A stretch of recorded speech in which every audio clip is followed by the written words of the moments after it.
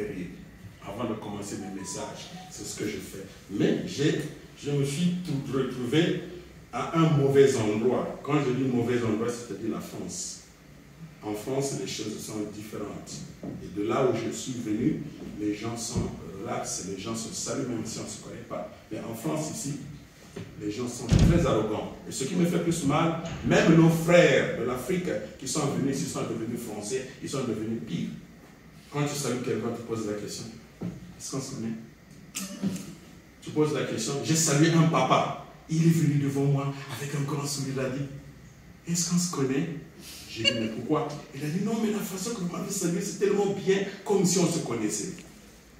Il faut saluer. C'est comme ça qu'on peut recevoir, avoir des informations. Il faut saluer, il faut être gentil. Maintenant, je vais vous faire rire si vous voulez rire. Vous savez, il y avait une période, il y avait un dictateur en Afrique. Nous tous, nous venons des pays où il y a des dictateurs. Mais je ne sais pas si vous allez découvrir ce dictateur-là. Quand il veut garder son pouvoir, il ne recrute pas les intellectuels. Parce que quelqu'un qui a étudié réfléchit. Mais celui qui n'a pas étudié, il ne réfléchit pas. Il peut même détruire de l'or. Il peut même détruire du diamant. Parce qu'il ne connaît pas sa valeur. Il n'a pas étudié. Donc ce président, pour garder son pouvoir, il recrute des abrutis autour de lui. Des gens qui n'ont pas étudié autour de lui. Et il savait que chaque période, il y a un général blanc qui passe pour faire le recrutement. Mais ce général avait un défaut. Quand il venait, il ne posait que la même question tous les jours. Chaque fois qu'il vient, des années et des années, c'est le même question qu'il pose. Alors, ce président connaissant ce général, quand il recrute les gens, il leur dit la même chose. Il leur donne seulement les réponses. Parce qu'il sait que ce sont des abrutis, ils ne connaissent pas grand-chose. Donc, il ne leur donne que des réponses. La première réponse, c'est le militaire. Quand le monsieur vient, il pose la première des questions.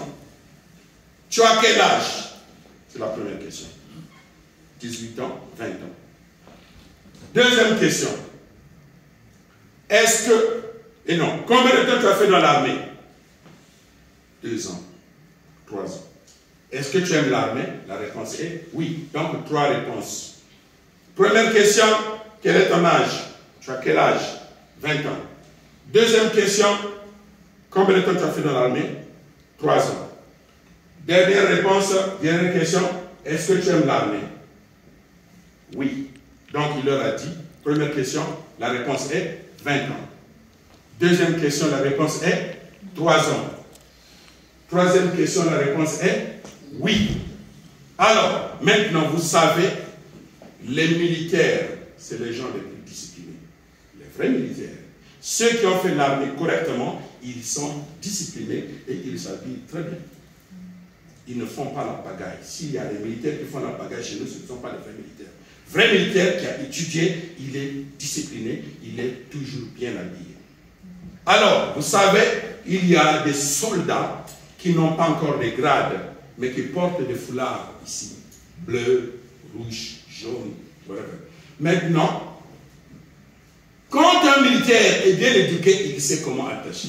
Alors, cette fois-ci, tout le monde est debout. Quand le général est en train de passer, mais il a vu, il y avait un des militaires, des recrutés parmi ces abrutis. Lui, il ne sait pas que ce sont des abrutis. Il a regardé comme ça, il a vu que celui-là était mal habillé. Il n'avait pas bien attaché son mouchoir. Alors, ça a étonné le général. Le général est venu, il a demandé, mais ça fait combien de temps que tu es dans l'armée, toi? 3 ans. Hein? 3 ans. Non. Ça, c'est la première question. Le général pose toujours les mêmes questions. Mais ce jour-là, il a renversé les questions. Parce qu'il était étonné de comment le gars était habillé. Il a posé la question, il a regardé comme ça, il a dit, mais toi, ça fait combien de temps que tu es dans l'armée? Il a dit 20 ans. Le général a dit, il a dit, mais finalement, tu as quel âge alors? Il dit, 3 ans. C'est quoi?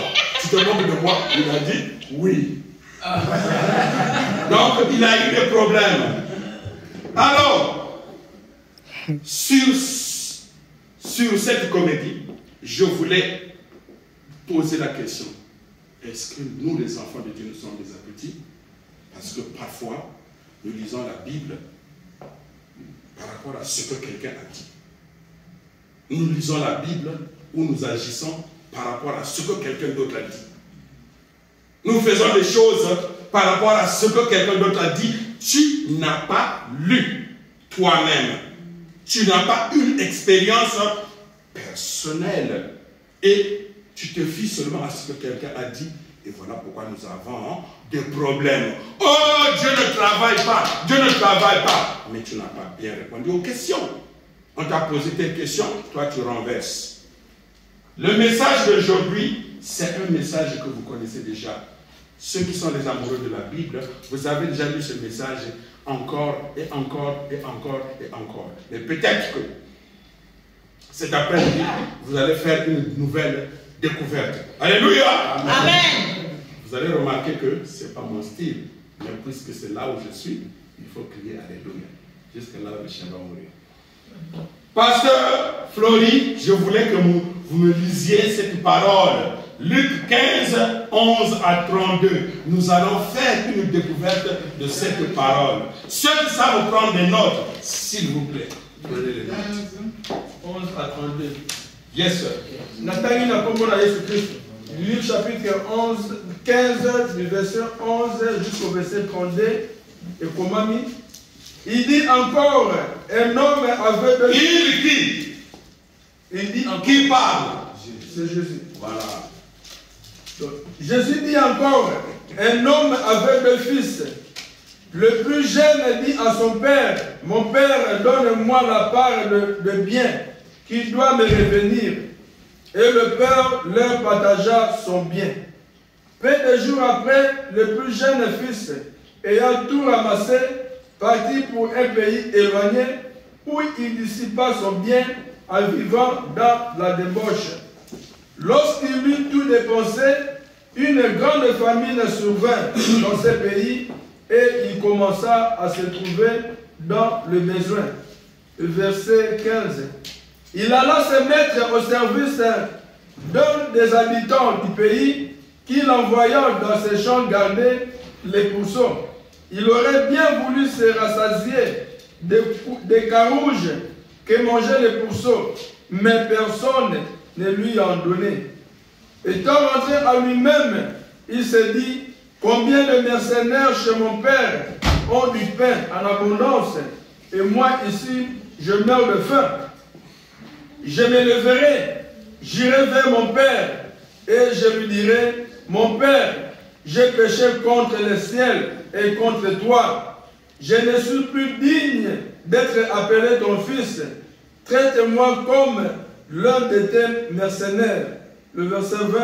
Et il s'éleva et alla vers son père. Comme il était encore loin, son père le vint et fut ému de compassion. Il courut, se jetait à son cou et le baisa. Le fils lui dit, mon père, j'ai péché contre le ciel et contre toi. Je ne suis plus digne d'être appelé ton fils. Mais le père dit à ses serviteurs, apportez vite la plus belle robe et l'en revêtez. Mettez-lui un anneau au doigt et des souliers aux pieds. Amenez le veau gras et tuez-le. Mangeons et réjouissons-nous, car mon fils, que voici était mort, et il est revenu à la vie. Il était perdu et il est retrouvé. Et ils commencèrent à se réjouir. Le verset 25. Or, le fils aîné était dans le champ.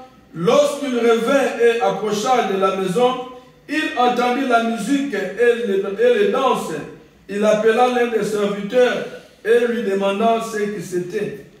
Ses serviteurs lui dit, ton frère est de retour, et parce qu'il a retrouvé en bonne santé, ton père a tué le veau gras. Et il s'est mis en colère et ne voulut pas entrer. Son père sortit et le pria d'entrer.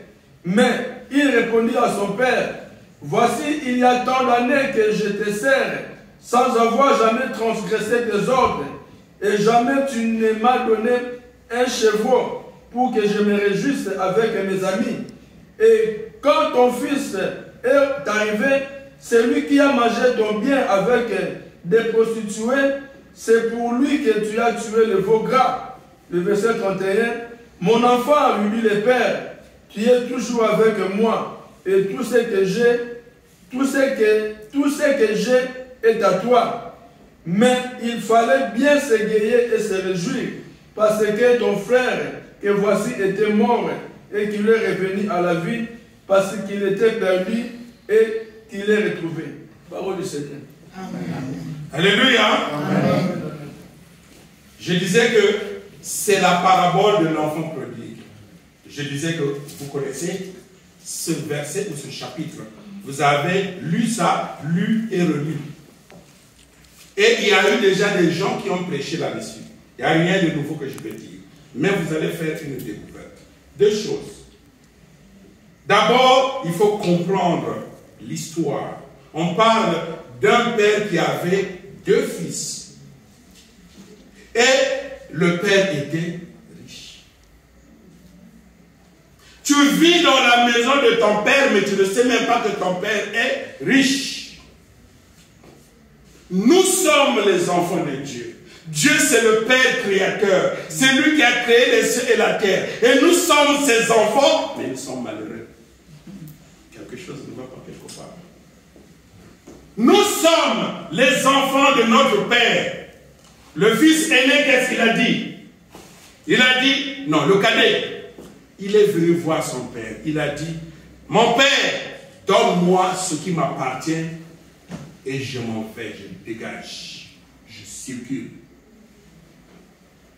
Écoutez l'attitude du père. Est-ce que le père a discuté? Non. Est-ce que le père a discuté pour dire que non, mais tu sais, tu comprends? Il n'a pas discuté du tout. Le père a fait quoi? Il a séparé, a divisé, a partagé son bien. On dit bien son bien. Le bien de qui? Du père. Il a partagé ça en deux parties. Pourtant, ils sont trois. Il y a le père lui-même, il y a le fils aîné, il y a le fils cadet. Mais pourquoi Dieu, le Père, a divisé ça en deux? Parce que tout ce qui est pour le Père, c'est pour les enfants. Et c'est un Dieu d'amour. C'est un Père d'amour. Il n'a pas voulu discuter. Qui donne cet exemple? Jésus dit, le royaume des cieux est comme... Et il commence à donner des paraboles. Jésus dit, ne vous inquiétez pas, je m'en vais vers mon Père, qui est votre Père, et je vais aller vous préparer une place. Regardez la place qui est préparée. Notre Père est déjà riche. Jésus part pour nous préparer la place, parce que cette place, nous n'allons manquer de rien. Il y a tout.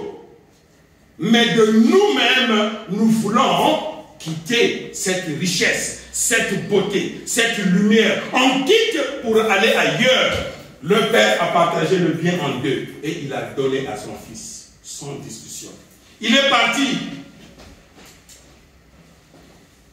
et il a commencé à mener une vie de débauche. C'est quoi la vie de débauche?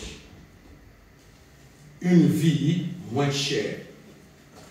Tout ce qu'il a comme richesse, il commence à dissiper, à éparpiller, à dépenser sans sagesse. Mais une chose que je voulais dire depuis le début, c'est que nous tous ici rassemblés, nous sommes des champions. Si tu ne sais pas que tu es champion, alors je te le dis. Et à partir d'aujourd'hui, quand tu vas commencer à marcher, marche dans cette fierté-là. Parce que je suis un champion. Parce que je suis le fils de mon père. Parce que mon père est riche et que je suis un prince. Je suis une princesse. Donc je marche, je vais vers la maison de mon père. Marche avec cette assurance. Amen. Vous savez, ici ou ailleurs, quand les gens attaquent, quand quelqu'un vient t'attaquer, ça dépend de comment il t'a vu depuis là-bas, comment tu marches. Quand tu marches, il sait que celui-là n'a pas d'assurance. Mais moi, quand je sais que je suis le fils de mon père, et que mon père, c'est le plus puissant. Mon père, c'est le riche. Regardez comment les princes, les vrais princes marchent. Ils ne se mettent pas avec n'importe qui. Ils ne disent pas n'importe quoi. Ils ne s'habillent pas en vangalant. Ils sont propres, beaux et polis. Et ils ont aussi un langage. Quand vous les voyez, vous allez sentir que celui-là est différent. Donc quand quelqu'un te voit marcher avec cette assurance, avec des pas bien marquants, il va voir que celui-là, on ne peut pas le toucher. On ne sait pas qui est-il.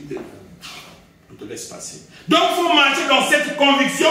C'est ça que nos frères, mes frères et sœurs chrétiens n'ont plus dans la tête. On parle de la foi, mais ça ne se reflète pas dans notre vie quotidienne. On parle de la foi, mais il n'y en a pas dans notre vie. On marche juste comme ça. On a des esprits et tu prends. Mais qu'est-ce qui se passe? Est-ce que c'est le vrai Jésus que tu pries? Ou c'est un autre Jésus? Ou bien tu suis seulement le Jésus qui distribue le pain? Le Jésus de miracle. Mais je dis que tu es un champion. Champion pourquoi? Parce que le jour de l'ovulation, nous étions millions pour courir. Le jour de l'ovulation, nous étions des millions. Nous avons couru. Mais tu es le premier à entrer dans l'ovule. Yeah, champion. Les autres sont morts. Vous comprenez ce que je dis? Est-ce que vous comprenez ce que je dis? Voilà. Le jour de l'ovulation, il y a eu beaucoup de millions. Mais tu es le seul à entrer. Les autres sont restés dehors. Toi, tu es le premier champion. Ah. Deuxième champion. Nous sommes champions 2 fois. Le jour de la naissance. Il y a ceux qui n'ont pas pu sortir. Soit il est mort et entraîné la maman, ou bien il est sorti victorieux. Mais toi et moi, nous sommes sortis victorieux et aujourd'hui nous sommes là. Et ensuite, jusque-là, tu es champion. Si tu continues à avoir cette attitude que je suis champion, je suis le fils de mon père, combien de ceux qui sont nés avec toi le même jour, la même semaine, le même mois, la même année, qui n'ont pas vu aujourd'hui? Beaucoup. Et toi, tu le vois ce jour. Parce que tu es le fils ou la fille de ton père. Et si tu marches dans l'intégrité, selon la parole que Dieu t'a donnée, tu vivras.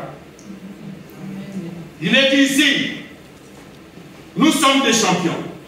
Et ensuite, dans le royaume de Dieu, dans la maison de mon père, il y a une hiérarchie. Ça, je voulais que quelqu'un aussi mette ça dans la tête. Dans la maison de mon père, il y a une hiérarchie. Jésus dit, je vais vers mon père et je vais vous préparer la place. Il y a une hiérarchie. C'est quoi la hiérarchie? Il y a un ordre. Dans la maison de mon père, il y a une hiérarchie qu'il faut aussi respecter. Il y a le père lui-même, il y a les fils et les filles qui sont des princes et des princesses, et il y a des serviteurs.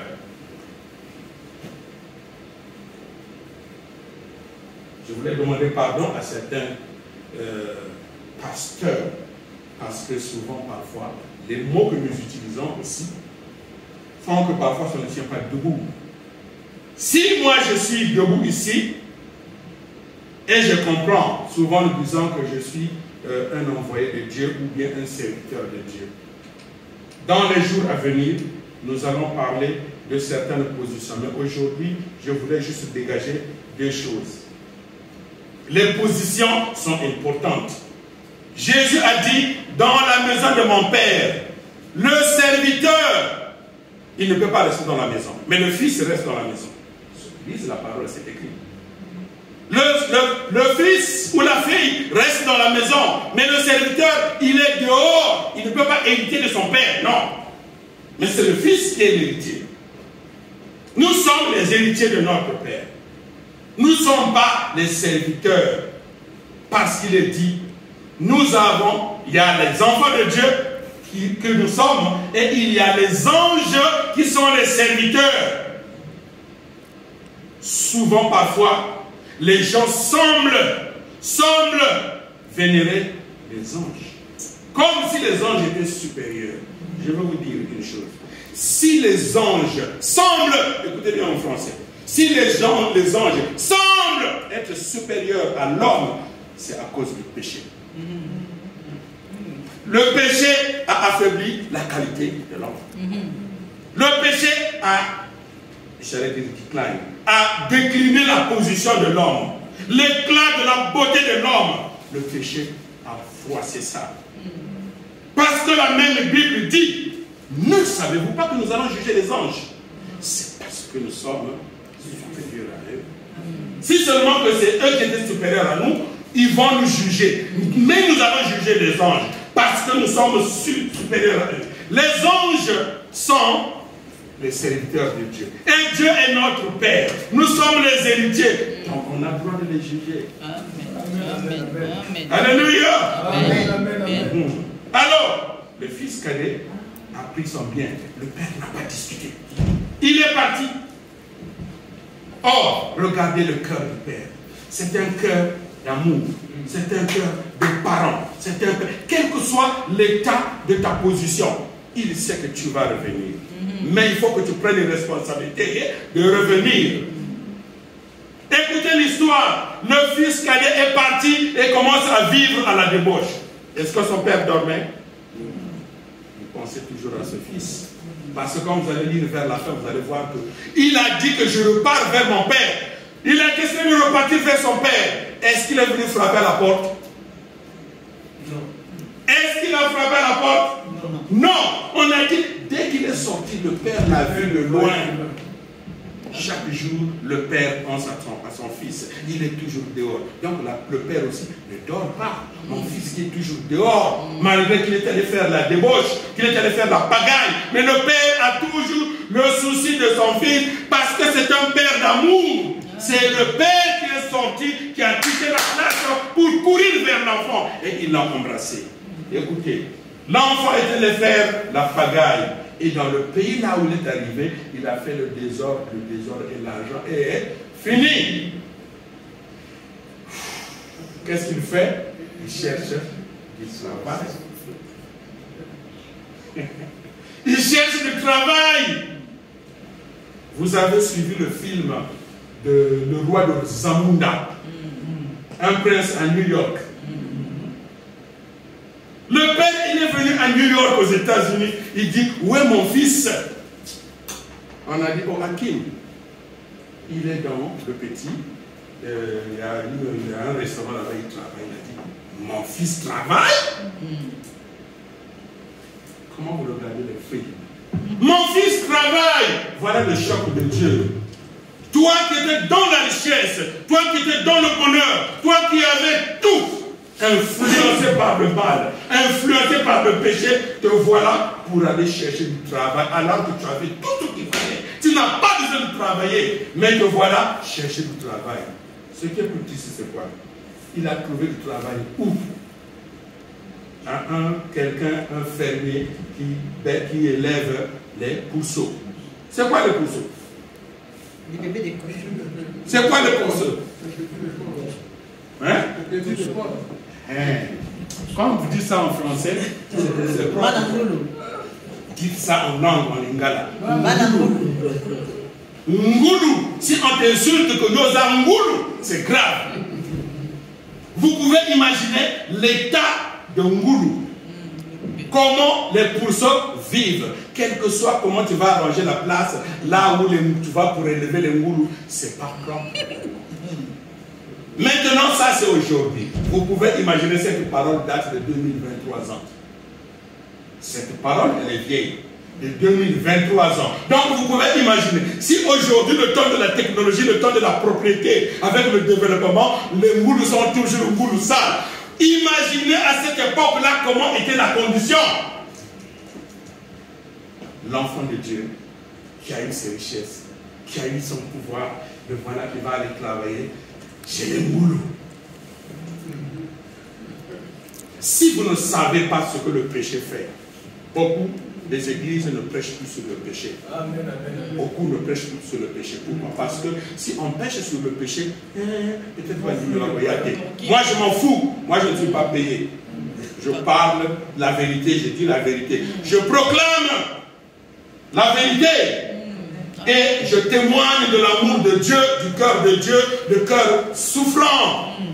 quelqu'un va dire non, mais oui. Si ton fils que tu aimes a quitté la maison et qu'il est dehors et toi tu ne dors pas, est-ce que tu es heureux? Non. Tu ne peux pas être heureux. Alors, rendons heureux notre Père, notre Dieu. C'est ce qui fait que parfois, Satan Dieu regarde comme ça et dit, oh ouais, ça sont les enfants de Dieu. Ils ne peuvent même pas défendre leur propre Père. Alors, le voilà, non seulement qu'il est descendu du niveau d'un prince, il devient un travailleur. Et quel boulot? Ah, ce n'est pas à l'hôtel, ce n'est pas au bureau. Il va aller pour nourrir les cochons, les gourous. Il va aller les nourrir. Et qu'est-ce qui est plus grave? Non seulement il les garde, mais il a faim. Il a faim. Maintenant, il veut manger la nourriture. Oh, Seigneur, c'est triste. L'enfant de Dieu, il veut manger la nourriture des moulous, des cochons. Mais malheureusement pour lui, les garder sont là, on ne peut même pas le dire. Donc ça veut dire que nourris d'abord les cochons, quand les cochons vont se rassasier, toi tu vas manger. Regardez comment les positions sont basculées. Ngoulou devient supérieur à l'être humain. Réveillons-nous. Réveillons-nous. Réveillons-nous. Comment le cochon peut être supérieur à l'être humain qui est un enfant de Dieu? Dieu a dit, créons l'homme à notre image et à notre semblance. Vous savez ce que c'est la fierté? Surtout, c'est les femmes. Hein? Quand une femme a un enfant, on dit, ah, cet enfant ressemble à son père. Mais les femmes sont fières. Parce que cet enfant ressemble à son père. Mais quand on dit cet enfant-là est exactement sa mère. Donc maintenant, Dieu dit, créons l'homme à notre image, à notre ressemblance. Maintenant, toi qui as la ressemblance de Dieu, te voilà qui commence à être inférieur à Ngoulou. Et il a dit, oh Seigneur, pourtant dans la maison de mon Père, même le dernier des travailleurs, il est bien considéré. Et que moi, je suis le fils de mon Père, maintenant je veux manger la nourriture des cochons, des moulous. Le péché, c'est un poison. Si vous ne savez pas ce que le péché fait, c'est du poison. Et si vous ne savez pas c'est quoi le péché, si je pose la question à quelqu'un ici, c'est quoi le péché? Je sais que personne ne va me donner une réponse correcte. C'est quoi le péché? Les gens posent des actions. Oh, si quelqu'un fait ceci, c'est un péché. Si quelqu'un fait ceci, c'est un péché. Ça, je le garde pour la prochaine fois. La définition du péché. Mais le péché, c'est un poison. Ça nous mange, ça nous dégrade, ça nous ruine. Et c'est le péché qui a fait cette séparation de Dieu avec l'homme. Dieu avec l'homme. C'est le péché qui a fait ça. Quelqu'un va me dire ici, parce que vous êtes les amoureux de la Bible, et aussi les amoureux de ce que les autres disent. Quelqu'un va me dire que nous vivons le temps de la grâce. N'est-ce pas? Nous vivons le temps de la grâce parce que le Christ est venu et qu'il a gagné sur le péché. Il a gagné sur le péché. Donc, ça veut dire que le péché est parti. Est-ce que le péché est parti? Non. Le péché est toujours là. Je vais vous dire une chose. Nous vivons le temps de la grâce. C'est vrai. Le Christ est venu, il a banni le péché, mais le péché n'est pas parti. À condition que tu marches dans l'intégrité. À condition que tu marches en respectant la parole du Christ. À condition que tu marches en respectant le sacrifice de Jésus sur la croix. Le péché va partir. Amen. Mais si seulement tu prononces seulement et que tu ne respectes même pas le sacrifice de Jésus sur la croix, tu ne respectes même pas la croix, tu ne respectes même pas le sang de Jésus, toi tu es esclave du péché. Jésus l'a dit. Alors, je vais dire à quelqu'un, Tu vas me dire que non, nous vivons le temps de la grâce. Mais Jésus est déjà venu. Donc, il a dominé le péché. Ok. Vous savez ce qu'on appelle l'amnistie. Amnistie. Vous connaissez ça? Oui. C'est quoi? C'est quoi amnistie? Mesure de grâce. Hein? Mesure de grâce. Mesure de grâce. Mesure de grâce. Amnistie. Donc, c'est quoi la mesure de grâce? Il y a des gens en France ou aux États-Unis qui sont restés longtemps dans des difficultés. Ils ont travaillé dur. 15 ans, 12 ans, 13 ans, 20 ans, ils n'ont pas de papier. Mais à un temps donné, le gouvernement se lève et dit que bon, on va faire une mesure de grâce. Ceux qui sont restés aux États-Unis ou en France pendant 5 ans et 10 ans, mais si seulement que tu fais un petit bricole et tu payes une part au gouvernement, en tout cas, on vous donne tous la nationalité. Ça, c'est la grâce, n'est-ce pas? Voilà le Christ. Le Christ est venu, c'est ce qu'il a fait. Mais je vais vous décourager. Je vais vous décourager. On va te donner la nationalité. Mais si tu ne te comportes pas en tant que citoyen, tu vis dans la pagaille, tu vis dans la drogue, tu vis dans la débauche, tu es toujours dehors, on t'arrête, on te récupère la nationalité. Voilà ce qui se passe. Pardon. Voilà ce qui se passe. Le Christ est venu, il s'est donné. Vous savez, on vous a donné l'amnistie. Vous avez eu la grâce, le sang de Jésus. Mais si tu ne marches pas dans l'intégrité, Satan va réclamer toutes les bénédictions que tu as reçues. Amen, amen, amen. Moi, je vis la grâce. Nous vivons le temps de la grâce. Nous vivons le temps de la grâce. Nous vivons le temps de la grâce. La parole n'est pas respectée. Jésus lui-même n'est pas respecté. C'est seulement le slogan, le nom. Mon frère, ma soeur, la nationalité sera récupérée. Voilà pourquoi j'ai dit, je vais vous décourager, mais ne vous découragez pas. Nous ne sommes pas des ngoulous. Je veux dire à quelqu'un, tu es un champion. Donc si tu es un champion, marche dans l'intégrité. L'enfant a dit, je repars dans la maison de mon père. Il dit, il prend la décision. Si tu ne prends pas la décision de reconnaître que tu vis dans le mal, de reconnaître que tu vis dans la débauche, de reconnaître que tu fais n'importe quoi, la grâce de Dieu ne viendra pas avec toi. Il faut que tu prennes conscience que, je vis dans le mal. Quelqu'un va me dire que mais je n'ai jamais dépensé l'argent de mon père. C'est oui. Peut-être. Et la vie que tu l'as achetée. J'ai posé la question à quelqu'un. Est-ce qu'il y a-t-il eu quelqu'un dans sa vie qui a écrit une lettre? Moi je vais naître et je vais être congolais. Quelqu'un a écrit que moi je vais naître, je vais être un noir, un blanc. C'est Dieu qui nous fait grâce de naître et d'être ce que nous sommes. Donc moi, partout où je passe, je n'ai pas de complexe que je sois noir ou quoi. Non, je n'ai pas ce complexe-là. Je suis noir parce que Dieu avait voulu que je sois noir. Pour des raisons qui lui sont propres.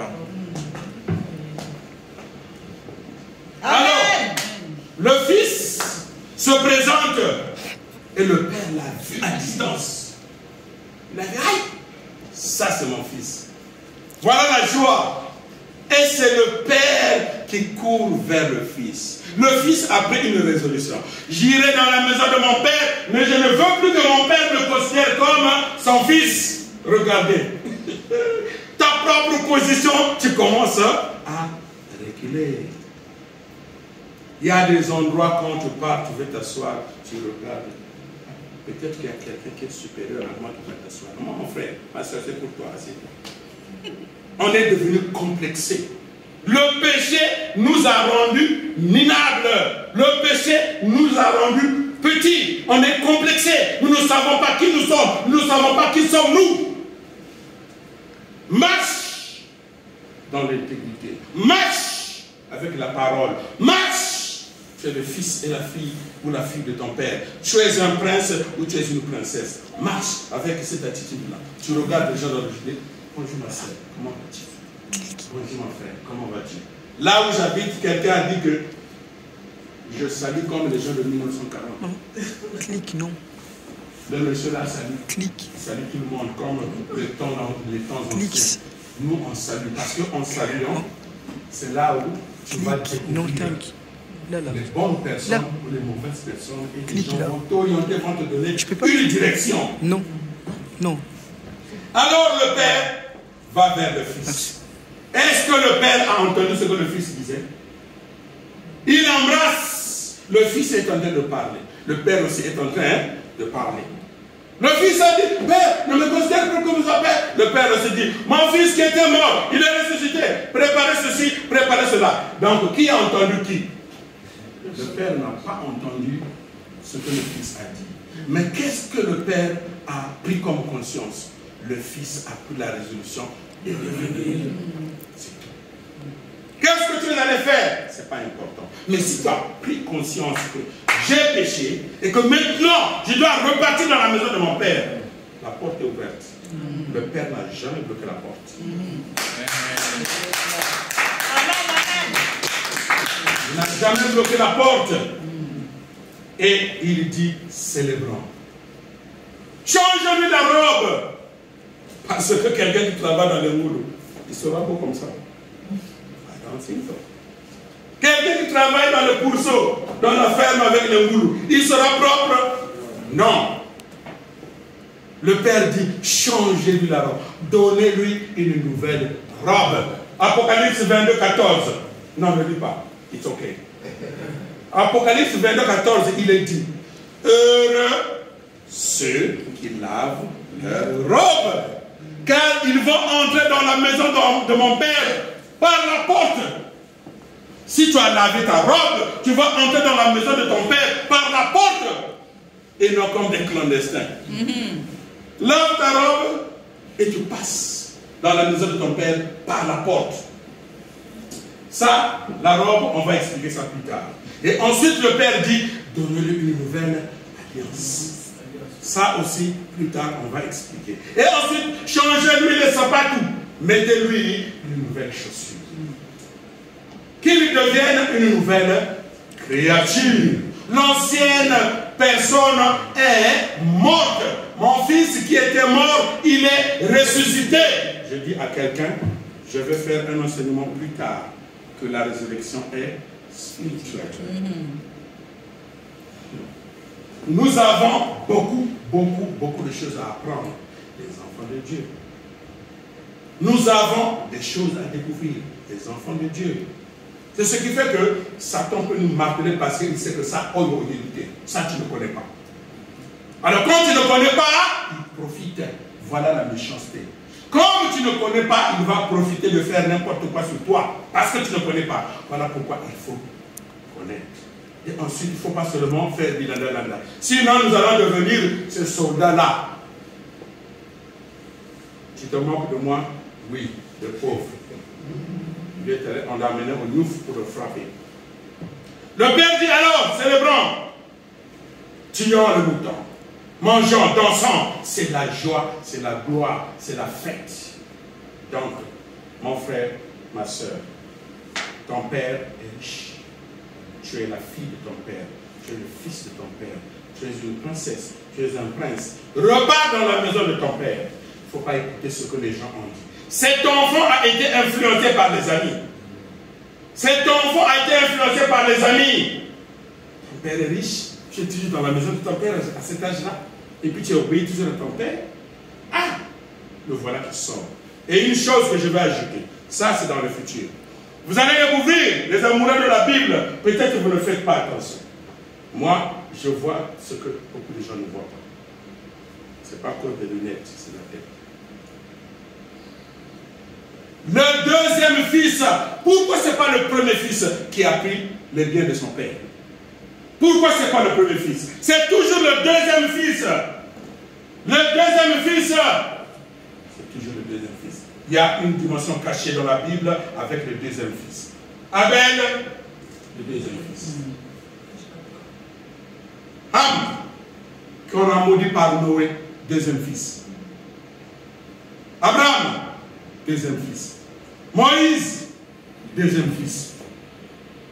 Vous voulez qu'on continue? Oui. Jacob, deuxième fils. Isaac, deuxième fils. Dimension cachée, deuxième fils. Pourquoi c'est lui? Il a pris et il est revenu. Maintenant, il y a la fête. Maintenant, le fils aîné, le grand frère. Simeon. Le grand frère. Simeon. Il revient. Il revient et il entend. La musique était jouée où? Chez les voisins? Non. Chez son père. Chez lui. Il y a la joie là-bas. Il y a la gloire là-bas. Et lui, il ne peut pas aller pour aller célébrer. Il reste dehors. C'est ta maison. C'est la maison de ton père. Maintenant, puisqu'il y a la joie là-bas, même la joie de ton frère, la joie de ta soeur, c'est un problème pour toi. Pourquoi il est comme ça? La joie de ton frère, la joie de ta soeur, tu trouves ça suspect. Qu'est-ce qu'il a? Le fils aîné, il est sorti de cette maison. Maintenant, à son retour, il trouve qu'il y a la joie. Les choses ont changé. Mais va dans la maison de ton père et demande à papa, qu'est-ce qui se passe? Maintenant, il est dehors. Après, il appelle quelqu'un. Un intermédiaire. Est-ce que tu as besoin d'un intermédiaire pour causer à ton père? Avec ton père? Vous avez vu ce que le péché fait, la haine fait, la manque d'amour. Le Père, il est amour. Deux choses que je disais que je voulais dégager. C'est l'amour du Père et le péché. Voilà les deux choses. Qu'est-ce qui fait que tout ce que notre Père a, nous avons des difficultés? Pourquoi continuons-nous à souffrir? Pourquoi continuons-nous à manquer des choses? Pourtant, tout ce que Dieu a fait, c'est pour nous. C'est la Bible, sauf que ce soit un autre livre. C'est la même Bible que nous lisons tous. Il ne peut pas entrer dans la maison de son père, maintenant il appelle quelqu'un. Qu'est-ce qui se passe là? Alors que c'est lui qui doit informer les gens. Pour dire que, hé, frère, viens. Mon petit frère est là. C'est la danse, viens. Il demande quelqu'un d'autre. Est-ce que tu as un problème avec Maman Pascaline? Est-ce que tu as un problème avec Papa Simon? Il faut appeler. Et non de prendre le téléphone, d'appeler quelqu'un d'autre. Est-ce que tu as entendu? Est-ce que tu as vu? Appelle directement. C'est ton père, c'est ton frère, c'est ta soeur, c'est ton enfant aîné qui était dans la maison. Maintenant, il ne veut plus entrer. Maintenant, celui qui en a appelé, c'est le serviteur que nous allons juger. Le serviteur dit, ah, tu sais, hein, ton père. Ton petit frère, tu connais ton petit frère? Bon, c'est lui qui est revenu. Aïe, le grand frère, température est montée. Hypertension. Aïe. Alors, il est fâché. C'est la parole de Dieu. C'est une histoire vraie que nous vivons tous les jours. C'est notre vie de tous les jours. Et nous sommes en train de courir. Tu seras béni. Amen. On va te donner la voiture. Amen. Frère. Est-ce qu'avoir une voiture, c'est un problème? N'importe qui peut avoir une voiture. Tous les biens, on a dit que Dieu a créé, tous les biens, c'est pour ses enfants, c'est pour nous. Donc, si quelqu'un te dit, hé, ma soeur, tu auras une belle voiture, et tu dis, amen, tu commences à faire, non, c'est tout à fait normal que j'ai une voiture. Ici en France, je ne sais pas, les conditions de conduite et tout, aux États-Unis, c'est tout à fait normal que tu aies une voiture. C'est un privilège. Même quand tu fais des dégâts et que le juge veut t'enlever le permis de conduire, de te l'enlever à cause de ce que tu as fait, le juge regrette même. Parce que c'est beau de conduire. Regardez les routes. Au lieu d'être là, ma Bible dit,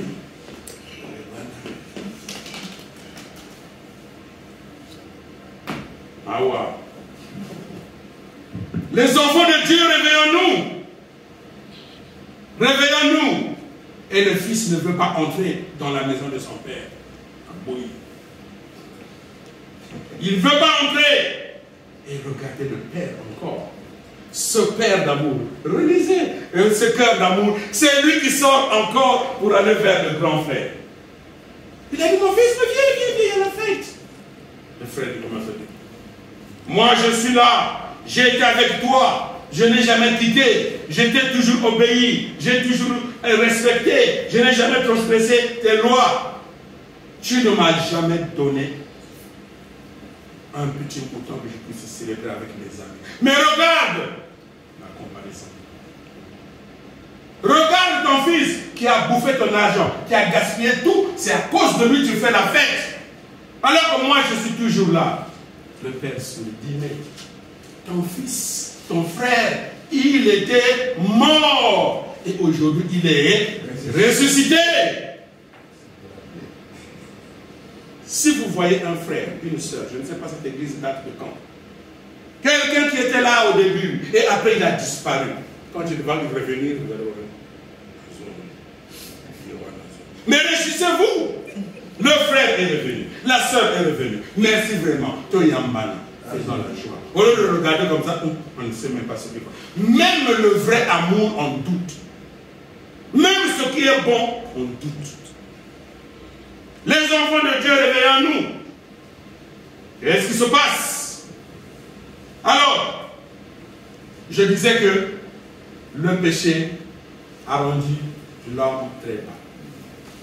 Le père a dit à son fils, il a dit, mais pourquoi tu as besoin que je puisse te donner un petit mouton de célébrer avec tes amis? Ça veut dire que tu peux le faire à n'importe quel moment. Tout ce qui est à moi est à toi.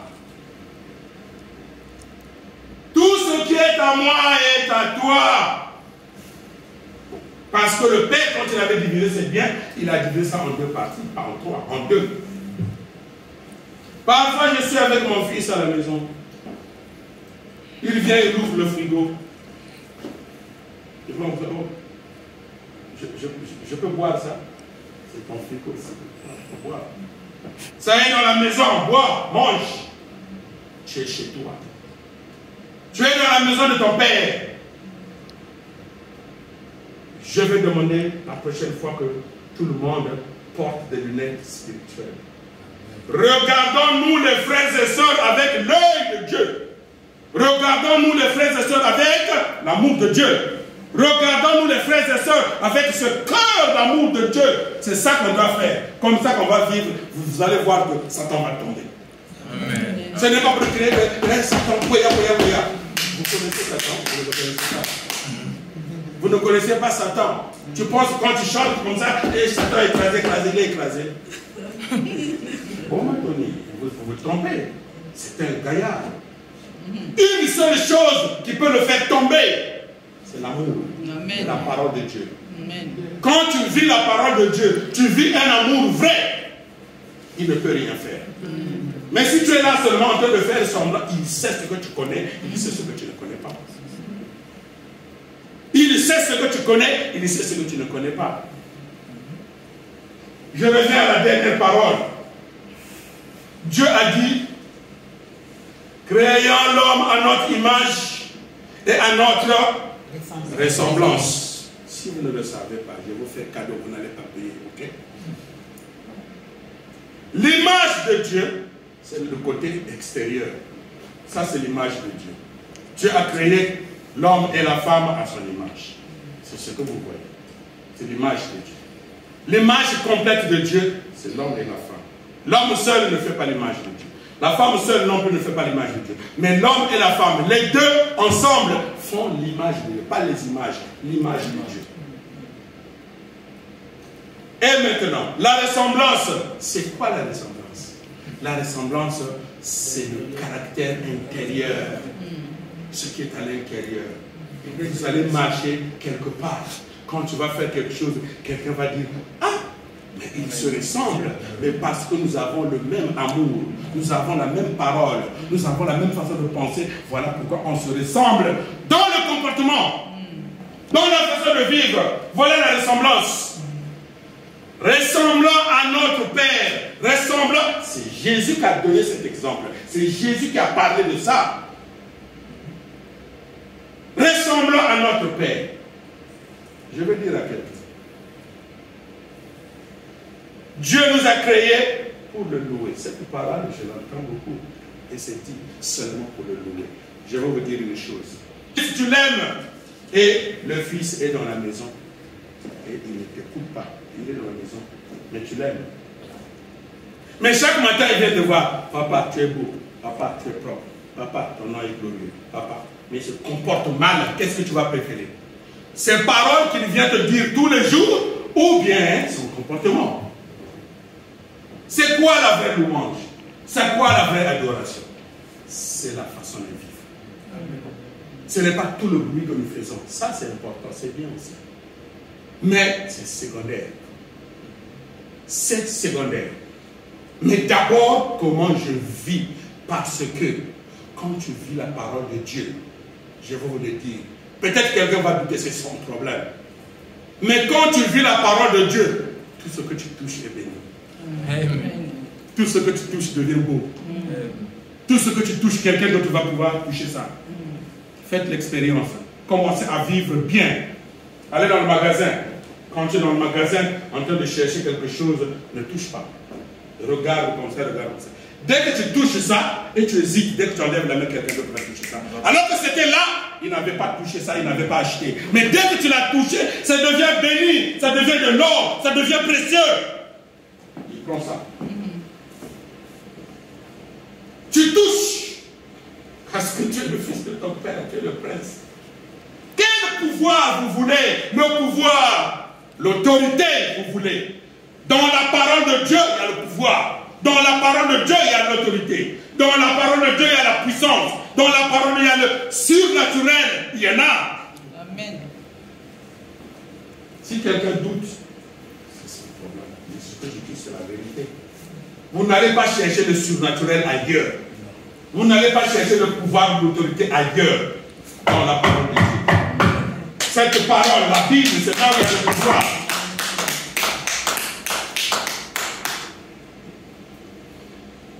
Donc, en conclusion, nous sommes créés à l'image et la ressemblance de Dieu. Nous sommes les enfants de Dieu. Et s'il vous plaît, respectons la sueur, les larmes et le sang que Jésus a fait couler sur la croix. Amen. Amen. Amen.